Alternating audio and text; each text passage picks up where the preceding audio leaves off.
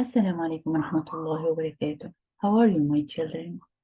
Today we are going on episode number 8 about the life of our Prophet Muhammad sallallahu alaihi wasallam, who is ready to continue the story of our beloved Prophet.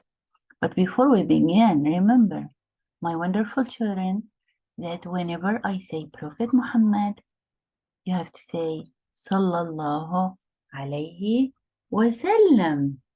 Yes, every time you hear his name, yeah. In our last episode, we said that Prophet Muhammad began to invite people secretly to Islam and teach them about Allah. Who remembers what the house Prophet Muhammad used to teach in? Do you remember the owner's name or the house's name? Yeah? Who remembers that? Yeah? Do you remember? For 3 years. What was the name of this house? Darul Arqam. This went on for 3 years until finally one day Jibril alayhi salam came down and told Prophet Muhammad sallallahu alayhi wasallam that Allah was commanding him to tell everyone that he was the final prophet.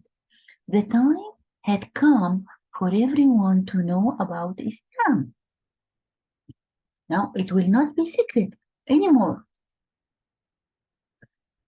So Muslims endure every time, but now, before he told everyone in Mecca, Prophet Muhammad wasallam gathered all of his friends and relatives first. He told them what means that you are all my relatives and friends. And you know that I always say the truth. Allah has chosen me to be a prophet, to teach you and to teach everybody what He likes. Allah is the only one. He is our creator. So first, He didn't talk to all of people. He gathered his relatives, his friends first. Yes. Now, he goes on saying we cannot worship any other God with him. Whoever listens to Allah and the Quran and does good will go to Jannah. And whoever worships anything else other than Allah, he will be punished in the fire.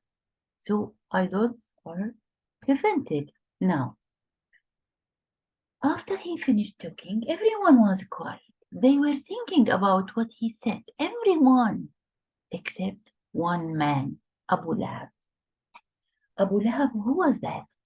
Well, he was the Prophet Muhammad's uncle, but his heart was not good. He was one of the evil ones. Abu Lahab said, nobody listened to Muhammad. Nobody helped him. Abu Lahab thought that the people of Mecca would never agree to stop worshipping their statues and idols. He was sure that the people will not leave the idols and statues. He said, if you help Muhammad, everyone will be against you. They will fight you and you will all die. Now, but Prophet Muhammad's other uncle, Abu Talib, do you remember him? Abu Talib said, no, I will help Muhammad. Abu Talib was the uncle who raised Prophet Muhammad sallallahu alaihi wasallam. Do you remember his name? Yes. He said, no, I will support him. I will support Muhammad and protect him. I won't let anyone harm him or hurt him. This was Abu Talib. But unfortunately, even though Abu Talib promised to protect Muhammad sallallahu alaihi wasallam, Abu Talib didn't become a Muslim himself. He was too scared of what the people of Mecca would say if he stopped worshipping the other gods. He was afraid they would laugh at him and curse him. So he was still kafir. But he protected Muhammad sallallahu alaihi wasallam, but he didn't leave his idols and his statues. So Abu Talib didn't stop praying to statues and idols, unfortunately, because he didn't believe in Islam. He will not go to Jannah. He will not go there. Since Prophet Muhammad ﷺ had told all of his relatives and friends, it was time now to tell all the people in Mecca that he was a prophet. So Prophet Muhammad climbed up a mountain that was near Kaaba. It's called As-Safa. He stood on the mountain and called in a very loud voice for everyone to come. The people heard him and came running to the mountain. They come from everywhere to see what was Muhammad wanted to say, to tell them. Prophet Muhammad said, if I tell you that an enemy is coming to attack you, would you believe me? They all said, yes, you have lived with us for a long time and you have always said the truth. You never lie. So we will believe you. And Prophet Muhammad told them, I am warning you of a punishment from Allah if you don't listen to him.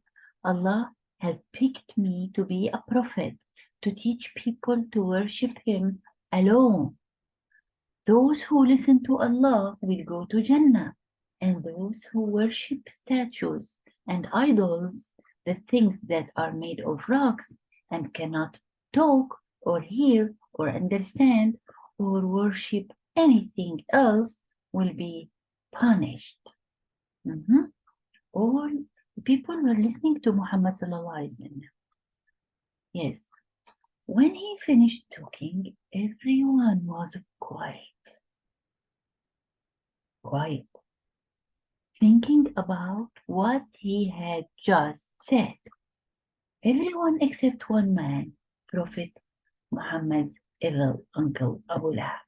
He looked at Prophet Muhammad and said, Tabban laka, is this why you have gathered us here today?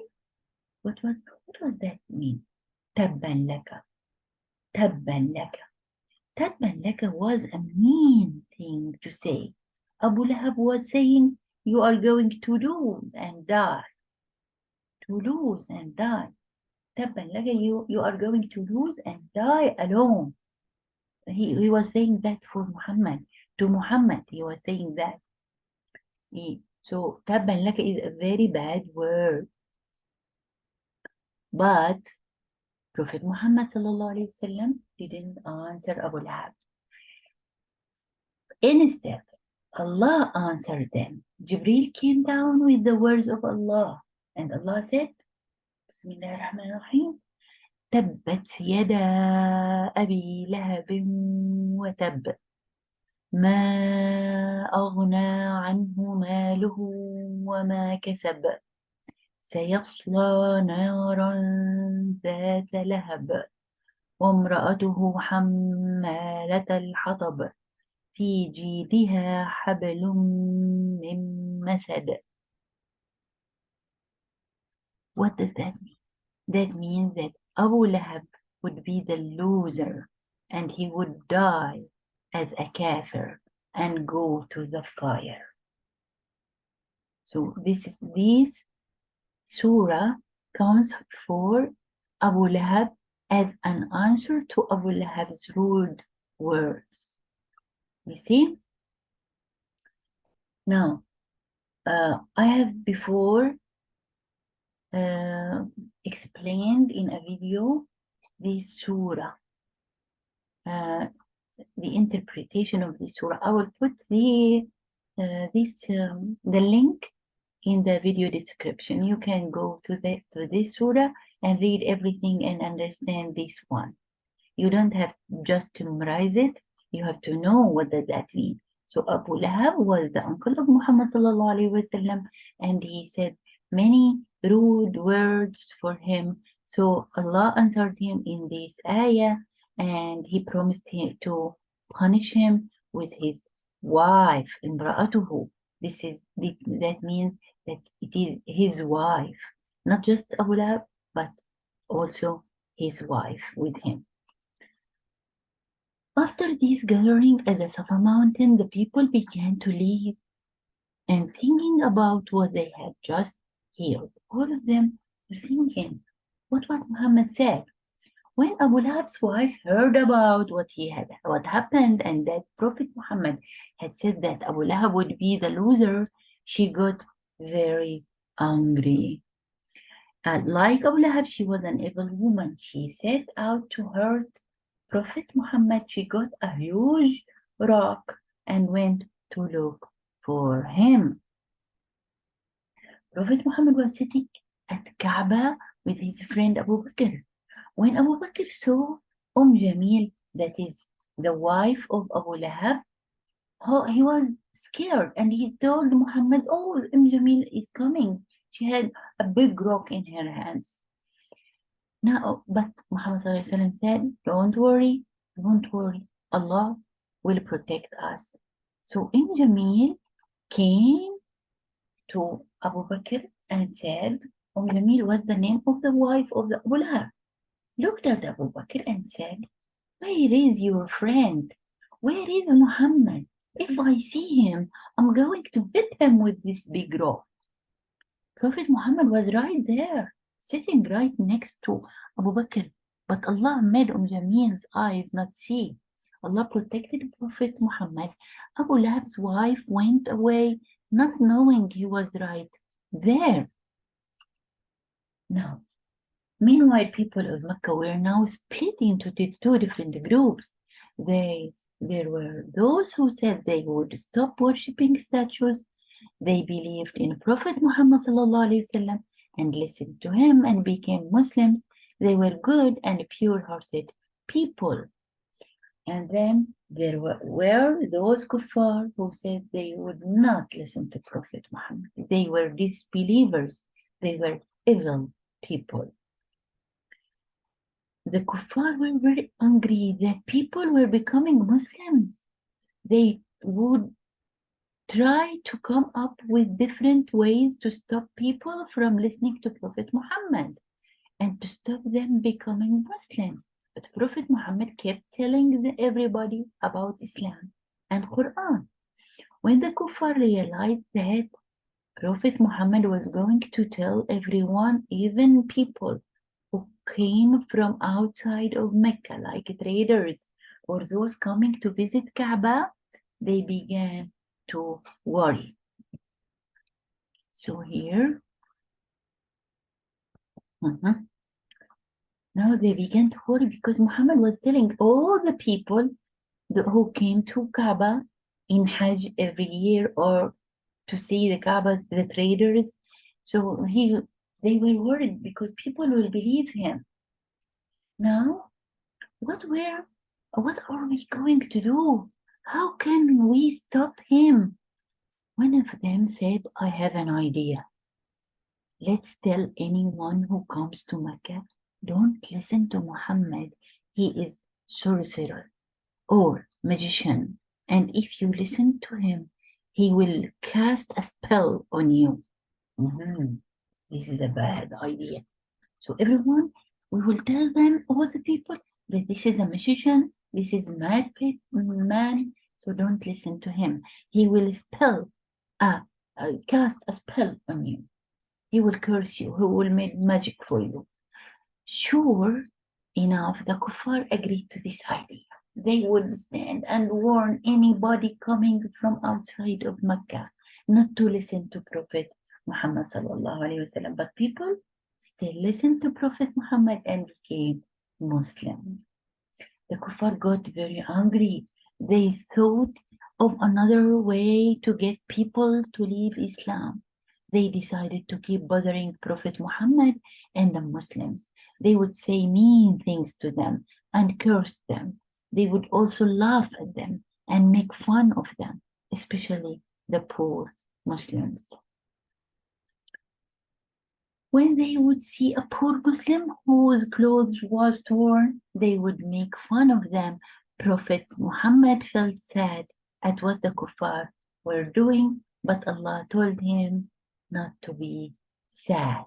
Allah told Prophet Muhammad that when you feel sad, say Subhanallah, Subhanallah, Subhanallah, and make sujood, that is prostration, and pray, and Allah would let the sadness go away from your heart. So just pray to Allah, make sujood all the time. So Prophet Muhammad did what Allah said, and Allah promised Prophet Muhammad that he would be the winner in the end.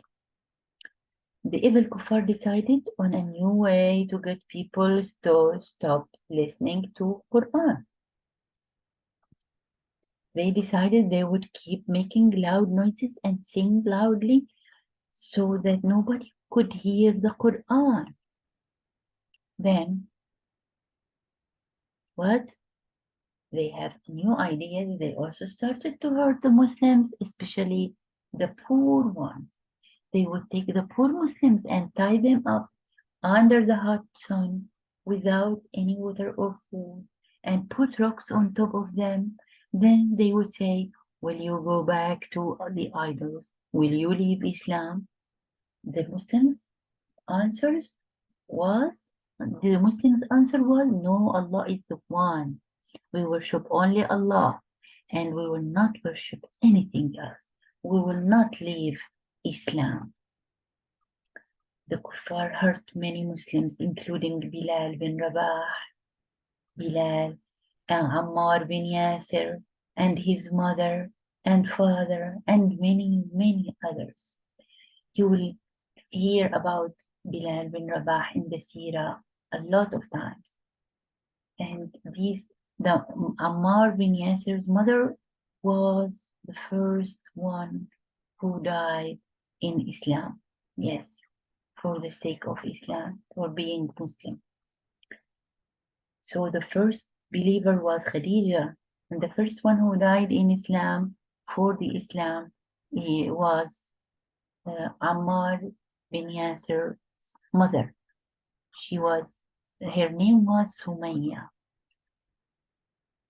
After being patient for several years, Prophet Muhammad told the Muslims that there was a very good king in a land far away and that they should go there. They would be safe there and free to worship Allah alone. Where was that? It was called Al-Habasha, and the king's name was An-Najashi.